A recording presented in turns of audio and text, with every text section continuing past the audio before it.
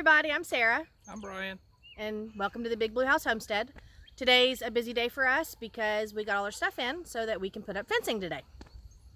Yep, so we're putting up 4-foot fencing all the way around the garden so the deers don't come in and eat everything like they did earlier this year and last year. Yeah, so we've actually got some T-posts already in place that we had used prior to removing the netting because we just used the deer netting then. We're going to use those existing T-posts. We're going to put in some more and we're going to extend it all over onto our stalls here and kind of catty corner up to the edges and then across on the other side. So we'll walk you through and show you where we're going to put it. Okay, so we have this existing gate here. People before us had put it in, and I'm sure it's because they had cows back in this field. But we're just going to use this one post right here, and that's going to be our start point. You can see we've already put up the one panel going all the way down to the stall, and that'll enclose all of this back area of the garden. And then Brian is pulling it down and going all the way down, and you can see all the T-posts. We're just going to hook it all straight into all those T-posts, and we'll wrap the garden around. It'll go completely around the outside of our garden. I'm sure you can see all the white spots all the way around. We're going to extend it out how many feet from the front? Like 5 feet? 5 or 6, somewhere in there. All right, about 5 or 6 feet from the exact front, and go straight across through the entire front of the garden. And then we'll show you where we're going to connect it. Okay, so you can see the position of where these T-posts are. That's about where we're going to extend the garden out. And that'll just be grass area for now and maybe potted plants and such.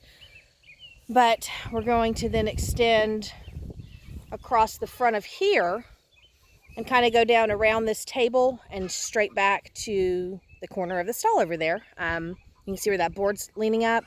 It's just going to connect to that corner, and that way it'll protect the entire area of the garden, and then it also gives me this big area here to plow up and plant more if I decide to extend the garden there.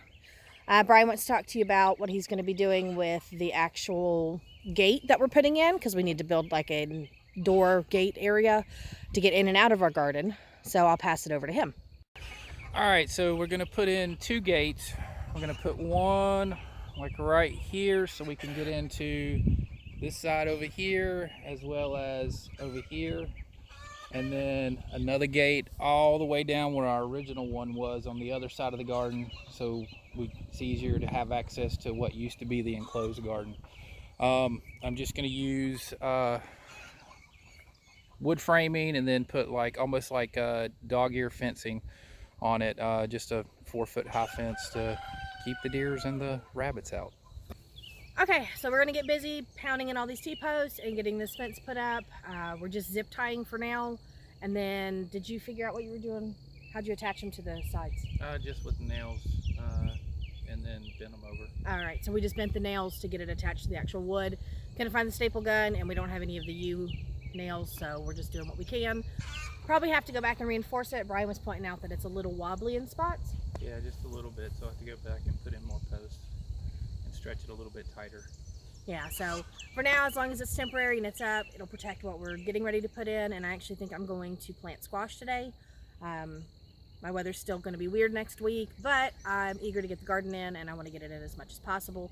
So I'm going to go ahead and start. And if push comes to shove and I lose the squash, I can always replant because they grow pretty quick. So yeah, good time. Oh yeah, fun. Yeah, so we're going to get to work and get this all done and push forward, and we'll show you what we have at the end. All right, we'll see you later. Okay, so I'm standing with the starts. Even though it's cloud cover, I still have them out so they can harden off in the wind and the elements. We're gonna get droplets of rain all day, and I'm fine with that. But I'm over here because I've got my glass jar full of eggshells. Did a video on that where I save all my eggshells for the garden. And I'm gonna use those. And then I've got this Nature's Care organic pelletized plant food. It's actually like big pellet. It looks like chicken feed to me. I like crumbles, but I'm going to add that into the holes because my poor little squash. Let me show you this.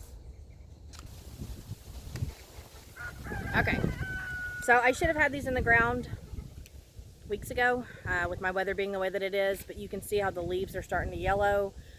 Roots are already popping through the bottom, and these guys are getting the starts of blossoms and squashes, and I need to get them planted. These are the blue Hubbards. I'm not working on those yet. I'm going to sort through it. I'm going to find the zucchini because I planted one zucchini out already. And I'm going to get the zucchini all planted in the section it goes into, move down the yellow squashes, and then start with the others. But with the blue Hubbards, because it's a vining squash, it's not a bushy type squash, I'm going to give it a section to spread and do what it needs to. But I'm just going to take it out for now because I have to go through 2 full trays.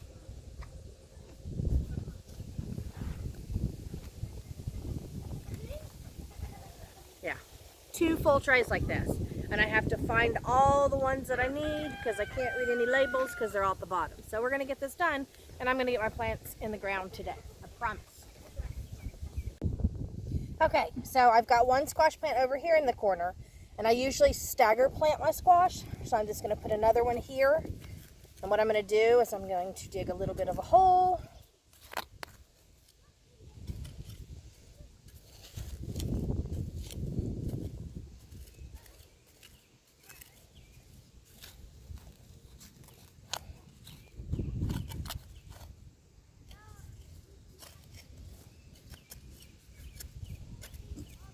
Okay, so I've dug my hole. I'm going to sprinkle a little bit of my eggshell in. Maybe a little bit more than that.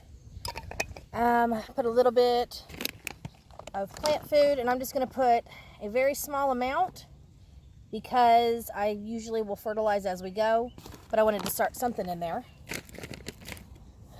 And then I'm going to grab my zucchini.